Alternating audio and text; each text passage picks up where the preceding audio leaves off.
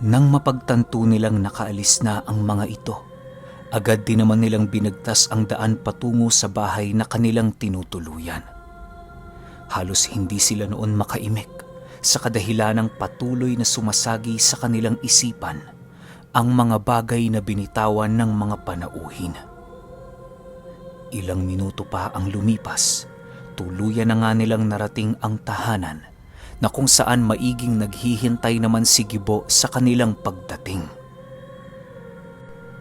"Oh, Manong Gibo, ba't hindi pa ho kayo pumapasok? Gabi na ho ah." Bungad na wika ni Manong Buti habang pilit itinatago ang mga nangyari. Nang marinig naman ito ni Gibo, agad din naman itong tumitig sa kanya habang sumasagot ng, "Nasaan kayo kanina? Bakit hindi kayo sumama? Mukhang nakakalimutan mo ata, Buti, na ako ang pinuno ng samahan sa misyong ito." Matapos itong marinig ni Manong Buti, tila ba hindi niya nagustuhan ang sinabi ni Gibo. Bagaman aminado siyang nagkamali ang kanyang pangkat, hindi niya pa rin isinantabi na nasa kanya ang lahat ng responsibilidad at sisi sa mga kasama niyang maaaring mamatay sa misyong yon. Upang hindi na mas lalo pang humaba ang kanilang pag-uusap, ninais na lamang niyang tumahimik habang nakatitig kay Gibo. Ilang minuto pa ang lumipas, agad namang pumasok ito sa loob ng kanilang bahay na siya namang sinundan nila Manong Buti. "Pasensya ka na, Manong Gibo ah. Alam mo naman, may sariling utak din ang aming samahan.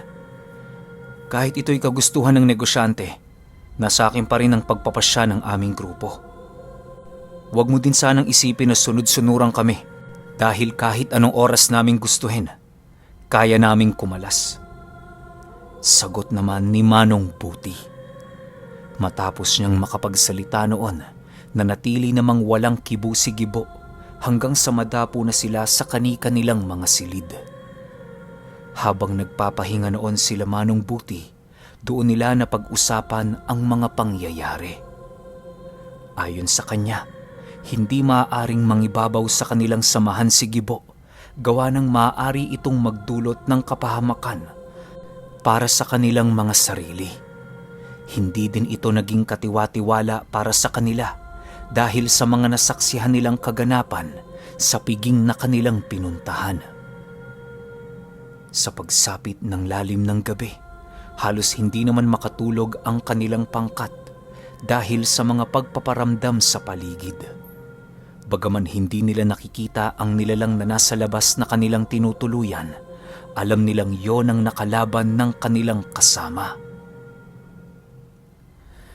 Sa pagpapatuloy ng kanilang pagramdam sa paligid, naging panatag naman sila noon kahit papaano, gawa ng napagtanto nilang tanging pagmanman lamang ang ginagawa ng mga ito. Kinaumagahan noong mismong araw, maaga pang nagising sila Manong Buti dahil sa ingay na bumulabog sa kanilang pamamahay. Paglabas nila noon ng silid, bumungad sa kanila si Gibo at ang matandang nakikipagdiskusyon sa ilang taong naroon. Hindi naman nila gaanong naintindihan ang sinasabi nito sa kadahilanang wala silang kaalam-alam sa diyalektong ginagamit sa lugar na yon. Maya-maya pa, bigla naman noong lumapit sa kanila si Gibo upang sabihin ang mga nangyayari. Ayon dito, pinapaalis na sila noon sa lugar sa kadahilanang may mga iilan umanong patayang naganap magmula noong sila'y dumating. Hindi ito gaanong nangyayari sa lugar, gawa ng ilang taunang napakatahimik doon. Kung may mamatay man roon, ito ay dahil sa aksidente, sakit at labis na katandaan. Ayon pa sa iilang mga taong naroon, unang beses sa kanilang mamatayan ng isang pamilya nang sa hindi maipaliwanag na dahilan. Wala namang mapagbintangan sa lugar na yon, kundi ang pangkat nila Manong Buti. Ilang minuto pa ang lumipas, unti-unti namang humupa ang tensyon sa paligid. Bagaman hindi alam ni Manong Buti ang mga totoong nangyayari, ginawa niya ang lahat upang makipag-usap sa mga ito ng maayos. Nagbigay din siya noon ng kakarampot na salapi para naman kahit papaano lumubag ang loob ng mga taong nagpapaalis sa kanila. Kapag nasa harap na kasi sila noon ng pagiging desperado, ginagamit nila ang lahat ng bagay na meron sila para makuha ang kiliti ng mga taong humahadlang sa kanilang gusto. Maya-maya pa, doon na nga nakausap ng maayos ni Manong Buti ang iilan sa mga nagpakilalang barangay dahil sa inabot niya ditong kakarampot na pampadulas. Nag-umpisa na ring magtagalog ang iilan sa mga ito para mas lalong maunawaan ni Manong Buti ang kanilang hinaing. Buti, tama. Pasensya ka na pala kung maaga pa kaming nanggugulo sa bahay ninyo. Hindi naman sana aabot sa ganito kung nakipag-usap ng maayos siyang kasama ninyo. Masyadong mayabang eh. Akala niya utusan lang kaming lahat. Wika ng lalaki matapos nilang mag-usap ng masinsinan. Pinagduduro din ito si Gibo upang maipakita kay Manong Buti ang eksaktong taong kanyang tinutukoy sa kanyang sinabi. Para naman tuluyan ng malimot ang pagtatalong yon, ninais na lamang niyang kausapin ang taga-baryo na patawarin na lamang si Gibo at ang ugali nitong ipinakita sa kanila.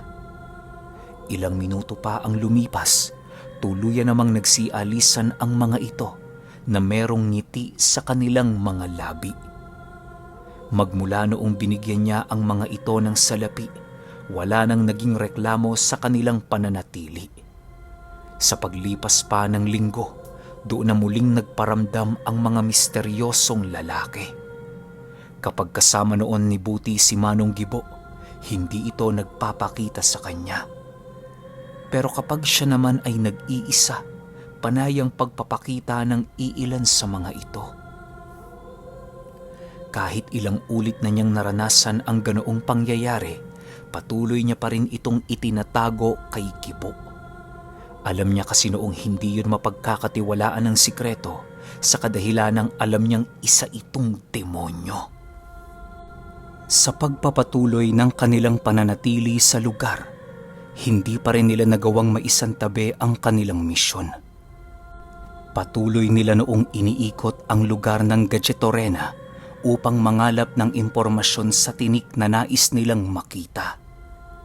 Hindi naman noon gaanong nakakasama sa kanila si Gibo sa kadahilanang meron din itong sariling lakad.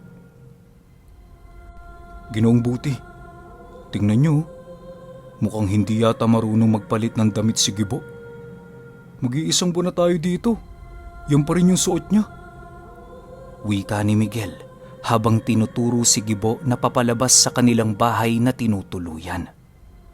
Nang marinig naman ito ni Manong Buti, ninais niya noong pagmasda ng maigi si Gibo habang naglalakad ito papalabas ng bakuran. Huwag mo na yung pansinin. Malay mo, ganyan lahat ang damit na dala niya. Ikaw talaga, Miguel, oh. Kung ano-anong napapansin mo eh. Sagot naman dito ni Manong Buti. Matapos ang kanilang pag-uusap, agad din naman nilang ginawa ang kanilang trabaho. Sa pananatili nila roon, nakahiligan na nilang gumawa ng isang hardin na pinagtutubuan ng mga gulay na kanilang nakakain. Yun na lamang kasi noon ang naisip nilang paraan para naman kahit papaano masiguro nilang malinis ang kanilang pagkain sa araw-araw. Nakalapit loob na dinoon nila Manong Buti ang matanda na napakahilig maglaro ng mahjong. Sa paglipas pa ng mga araw, patuloy pa rin naman ang pagramdam nila tuwing gabi sa mga nilalang na nagmamasid sa paligid. Halos nasanay na nga sila sa mga ito sa kadahilanang inaasahan na nila ang pagpaparamdam ng mga nilalang na yon tuwing gabi. Subalit makalipas lamang ang ilang araw, doon na naramdaman nila Manong Buti ang dahan-dahang pagbabago ng buong paligid. Kung noon hindi nakakalapit sa kanila ang mga nilalang na nagmamasid, ngayon ay ramdam na nila ang pagpasok nito sa kanilang bakuran. Paminsan-minsan, nakakarinig sila ng mga talim ng sundang na kumakarit sa bawat dingding ng kanilang tahanan.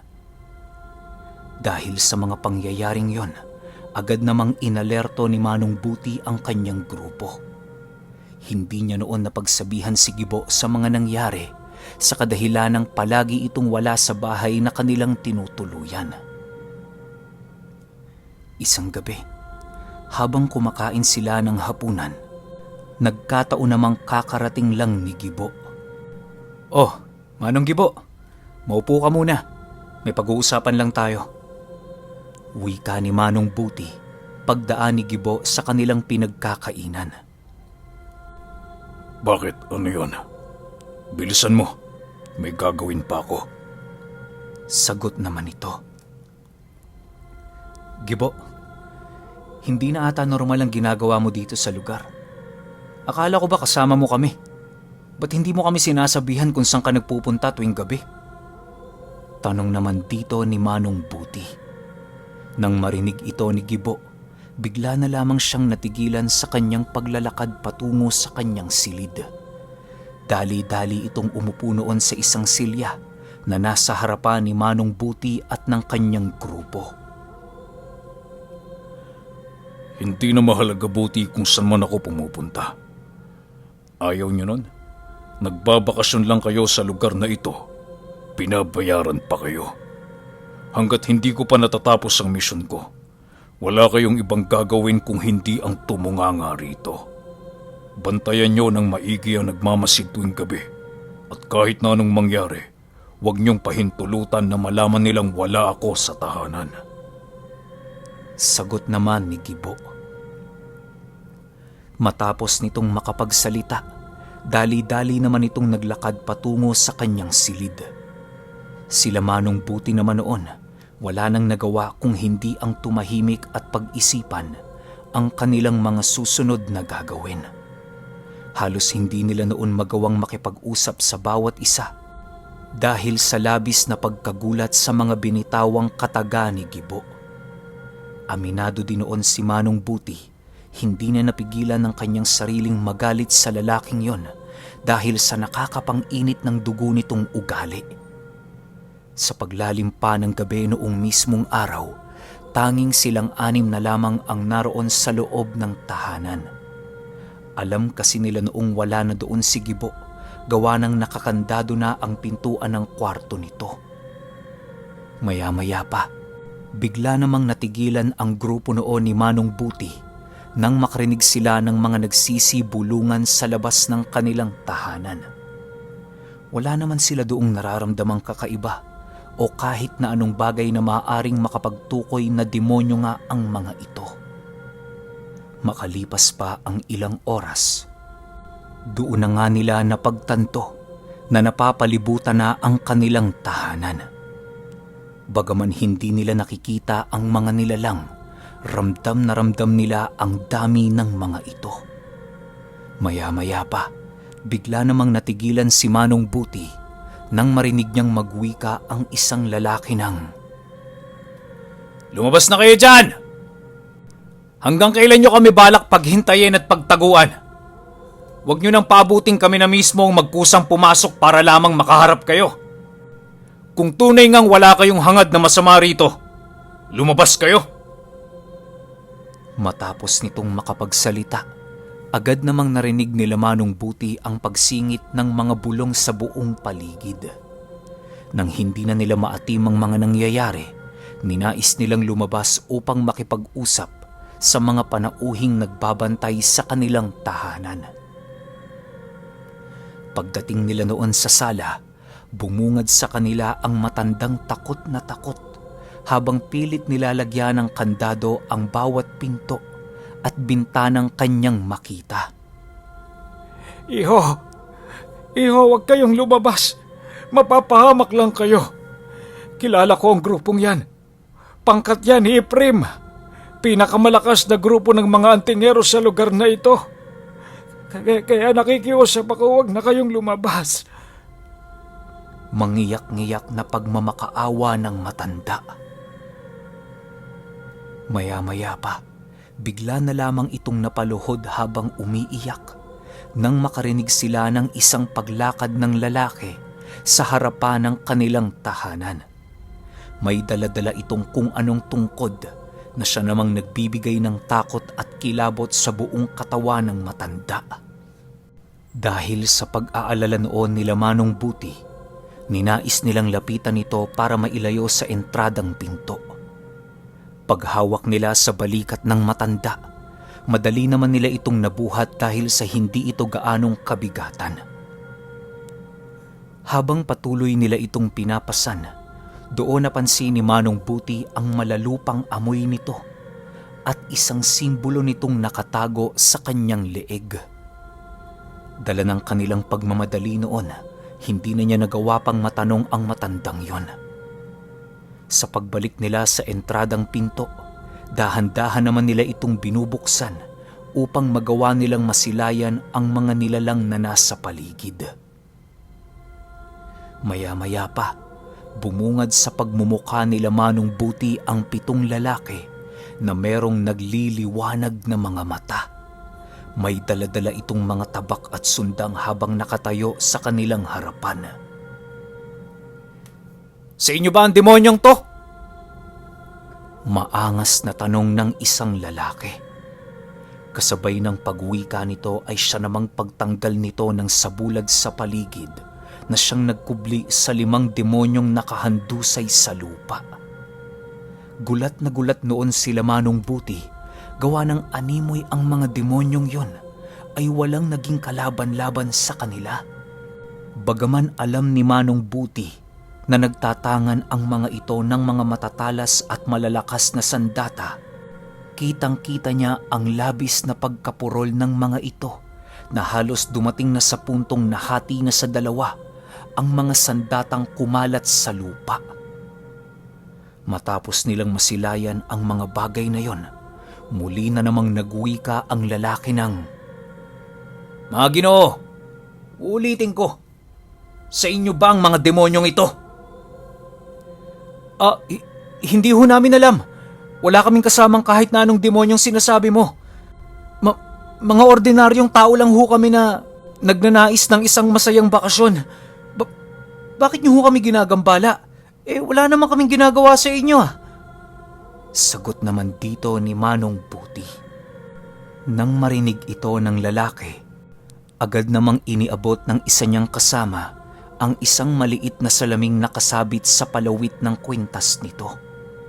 Dahil sa walang kaide-ideya noon si Manong Buti sa kung ano ang bagay na yon, ninais niyang ipagpatuloy ang kanyang pagmamasid sa buong paligid.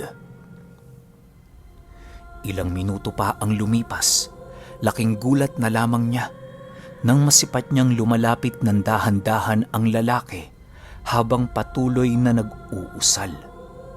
Pagharap nito sa kanya, bumungad sa pagmumukha ni Manong Buti ang mga katagang, Makikita natin yan kung may palabra de honor ka nga sa iyong mga sinasabi. Mataas ang paningin ko sa iyo, Ginoo.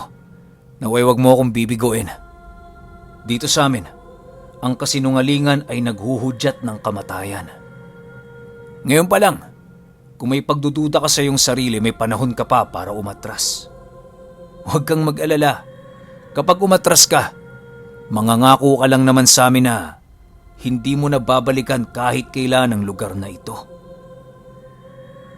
Nang marinig ni Manong Buti ang kanyang sinabi, pilit naman siyang nanindigan sa mga katagang kanyang binitawan.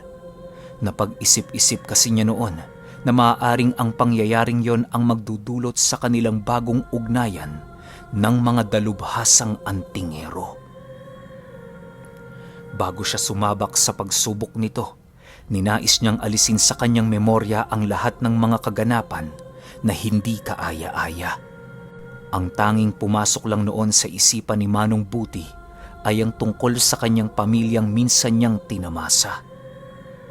Ilang minuto pa ang lumipas, doon na nga nag-umpisa ang paunang hakbang ng antingero sa kanyang gagawing pagsubok.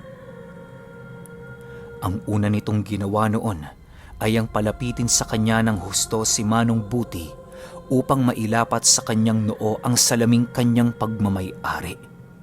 Matapos niyang gawin ang bagay na yon, dahan-dahan naman itong nagbigkas ng mga kataga upang buhayin ang mutya. Kisap mata lamang noon ang naging pagitan nang biglang inalis ng lalaki ang salamin at kasabay nito ang pagwika niya ng, Akala mo matatakpan ng memorya ng iyong pamilya ang iyong nakaraan? Marahil magagawa mo yan kung mahina ang tangan ko.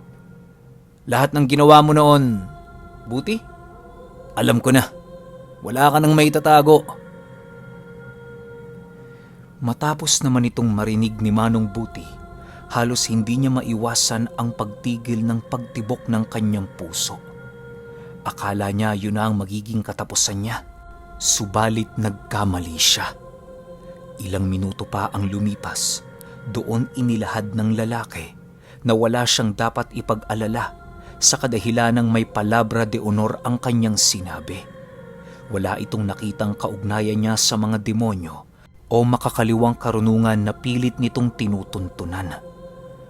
Kumbaga sa kabuuan, isang ordinaryong tao lamang si Manong Buti. Nang marinig niya ang sinabi ng lalaki, tanging pagbuntong hininga na lamang ang kanyang nagawa. Halos hindi mapinta sa kanyang sarili noon ang labis na pagkatuwa sa kadahilanang nagawa niyang mapatunayan sa mga antingero na malinis ang kanyang kaluluwa. Makalipas pa ang ilang minuto, doon na nga sila nag-usap ng masinsinan ukol sa kinaroroonan ng lalaking nagngangalang Gibo. Hindi naman nila inilahad dito na wala sa bahay na yon ang kanilang kasama, alinsunod sa inihabili nito sa kanila. Akala ni Manong Buti, hindi alam ng antingero ang lahat ng yon. Subalit nagkamali siya. Nang akmang iimbitahan na niya ang mga itong pumasok sa kanilang tinutuluyan, agad naman yung hinadlangan ng antingero. Anya, hindi na nila kailangang pumasok sa lugar na yon sa kadahilanang marami silang nararamdamang selyo at patibong na bumabalot sa buong paligid. Maaaring inilagay yon ng mga naunang nagmamay-ari upang mahadlangan ng sinumang hindi pinahihintulutan sa lugar. Maya-maya pa, napagpasyahan naman ng 7 antingero na lisanin na ang lugar sa kadahilanang nagawa na nila ang kanilang nais. Bago naman tuluyang tumalikod ang kaharap ni Manong Buti, nagbitaw ito ng mga katagang halos hindi niya lubusang maintindihan. Hinawakan din siya nito sa ulo na para bang meron itong bagay na nais iparating. Mauna na kami, Ginoong Buti. Sa susunod nating pagkikita, naway kasama mo na si Gibo. Mag-iingat kayo dahil hindi nyo kilala ang pinagtatrabahuhan ninyo. Wika ng lalaki. Kasabay ng pagwika nito, ay siya namang mabilisan nitong pagtalikod nang wala ng kahit na anong sinasabi. Si Manong Buti naman noon, nananatiling tulala habang patuloy na pinagmamasdan ang pag-alis ng mga panauhin. Sa pagbalik ng katahimikan sa paligid, agad naman silang pumasok sa silid ng kampante at walang kahit na anong iniisip na panganib. Napanatag na dinuon ang kanilang mga kaisipan, gawa ng nabigyan na ng kaliwanagan ang lahat ng mga bagay na hindi nila nauunawaan. Ilang araw pa ang lumipas, labis-labis na ang pagtataka nila Manong Buti dahil sa hindi pa rin nakakauwi si Gibo. Napag-isip-isip nila noon na maaring nadakip na ito ng 7 antingero at sa kasamaang palad na patawa na ito ng parusang kamatayan. Bagaman ganun na ang pumapasok sa kanilang isipan, patuloy pa rin silang naniniwalang walang masamang nangyari kay Gibo. Pagsapit ng gabi noong mismong araw, nagulantang naman ang pangkat nila Manong Buti nang makarinig sila ng umuungol sa labas ng kanilang tahanan. Halos kahalintulad ito ng boses ni Gibo, kaya na may hindi nila naiwasang mangamba at mag-alala para rito.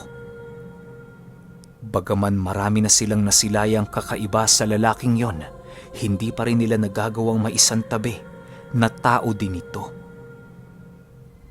Sa pagpapatuloy ng pagdinig nila ng ganoong tinig sa paligid, dali-dali naman silang lumabas ng silid at mabilisang binuksan ang entradang pinto ng bahay.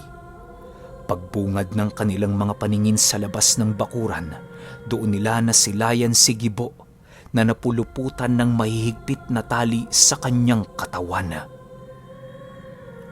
Sabog-sabog na din ang pagmumuka nito at animoy dumaan yon sa labis na paghihirap. Hindi na din makakita ang isang mata ni Gibo at halos bungal-bungal na ito. Sa likurang bahagi naman ng kinaroroonan nito, naroon ang 7 antingero na patuloy na nakatayo at nakatingin sa pangkat nila Manong Buti. Ilang minuto lamang noon ang lumipas, napagpasyahan na ng mga panauhing yon, nakalad ka rin si Gibo patungo sa harapan ng bahay. Sila Manong Buti naman noon, nananatiling tahimik habang nanlalambot ang kanilang buong katawan. Alam kasi nila noon sa kanilang sarili na kahit anong gawin nila, wala silang kalaban-laban sa 7 antingero. Kahit nga gumamit sila noon ng barel, nasisiguro pa rin nilang walang bisa ang mga ito. Maya-maya pa, bigla namang nanlaki ang kanilang mga mata nang masipat nilang itinarak ng isang lalaki ang kanyang dalang sundang sa dibdib ni Gibo. Bagaman ibinagsak lang nito ang kanyang patalim, nagawa pa rin itong tumagos sa dibdib ng kanilang kasama na para bang ilang tonelada ang bigat nito. Sa puntong yon, wala nang nagawa si Gibo kung hindi ang mapasuka ng dugo habang nagwiwika ng, Patayin niyo sila! Buti! Patayin niyo sila! Okay, Manong Buti 10. Di pa pala doon nagtatapos yun. Sayang, no? Sorry kasi pinangako ko, Lolo Ruben. Pero bukas ng morning tsaka bukas ng hapon, 2 episodes agad ng Lolo Ruben yun. Tapos sa susunod na araw, ganun ulit. Kasi 4 episodes lang yun eh. Kaya hanggang finale na yung gagawin ko para dire-diretso rin yung pakikinig nyo. Yun lang, meron tayong patlang-patlang para sa mga taong hindi nakakasunod. Kasi kawawa naman yung iba. Minsan, natatabunan ng upload. Tas nahihirapan na silang makahabol. Kaya may mga spaces tayo na oras. Yun lang yung dahilan nun. Kaya pahintay na lang ako ng Lolo Ruben. Bukas yon ng alas 8 o alas 9 ng umaga. Episode 1 tapos yung episode 2 alas 5. Yun lang. Salamat.